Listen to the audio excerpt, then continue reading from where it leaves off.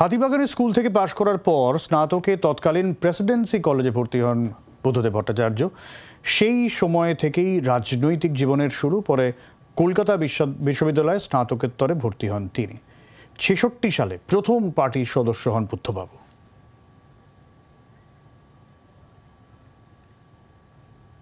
হাতিবাগানে school থেকে class 12 পাশ করার পর কলেজ স্ট্রিটে তৎকালীন প্রেসিডেন্সি কলেজে ভর্তি হন বুদ্ধদেব ভট্টাচার্য অনার্স নিয়ে।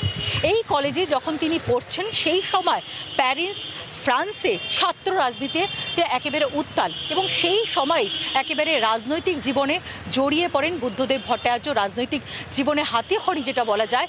এবং তার পরবর্তী সময় তিনি এখান থেকে অনার্স পাশ করার পর তিনি কলকাতা বিশ্ববিদ্যালয় থেকে স্নাতকোত্তর করেন এবং সেই সময় কিন্তু 1966 সালে তিনি প্রথম সিপিআইএম এর পার্টির সদস্য হন। তার আগে ডিওয়াইএফ এর সদস্য হয়েছিলেন এবং এই কলেজ স্ট্রিটই কিন্তু তার রাজনীতির একটা বড় রাজনৈতিক জীবনের একটা বড় সময় জুড়ে ছিল।